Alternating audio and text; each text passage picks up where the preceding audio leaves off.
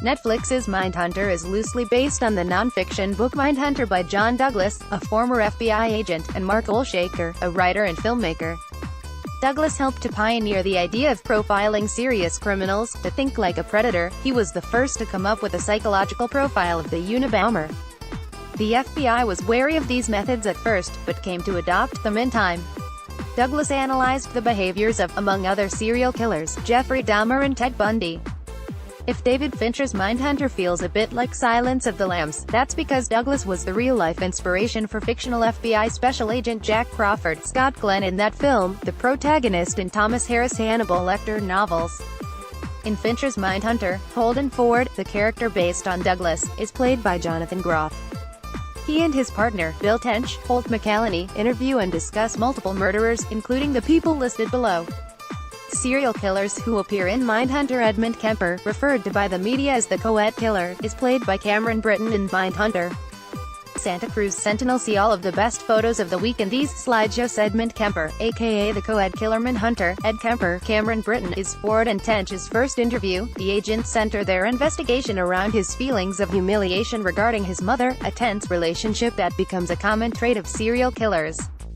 Ford is taken in by Kemper's genial way of describing his murders, a mistake that creates a truly terrifying moment in the season finale. Real life, Kemper was a California native who murdered his grandparents before kidnapping and murdering 5 college students, 1 high school student, his mother and his mother's best friend. He decapitated them after their deaths and engaged in irrumatio, or forced oral penetration, with their severed heads.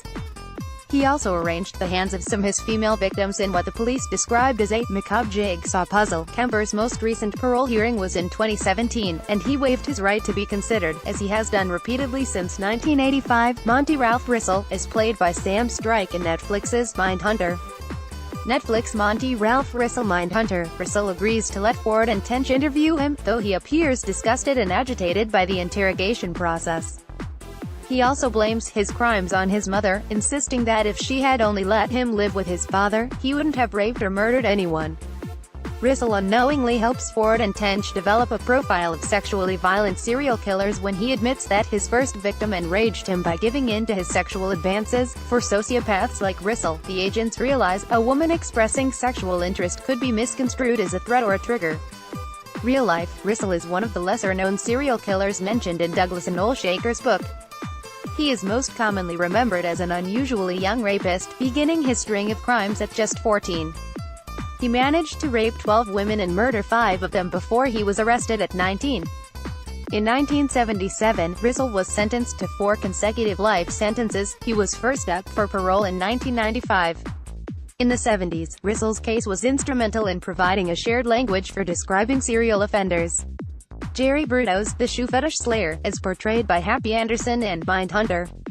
Oregon Live, Netflix. Jerry Brudos, aka the shoe fetish slayer Mindhunter. The detectives develop their shoe strategy while working with Brudos, a technique that allows them to get a confession out of Daryl Devier in a later episode.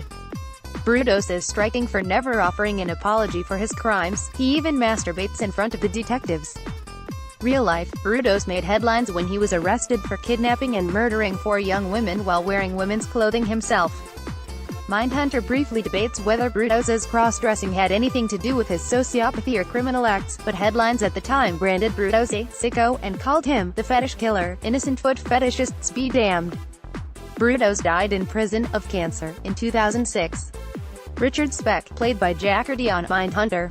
Netflix, Wikimedia Commons. Richard Speck Mindhunter. Ford goes too far in interviewing Speck, trying to use inflammatory, sexist language to get the murderer to open up.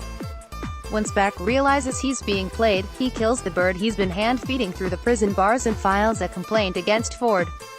He also shows zero remorse for his crimes, and tells the detectives that he raped and murdered several young women because it wasn't their night. Real life, in 1966, Speck beat and tortured 8 female medical students living on the south side of Chicago, murdering all but one. Corazon Amaro, who had initially opened the apartment door, managed to escape and alert the police, which led to Speck's arrest.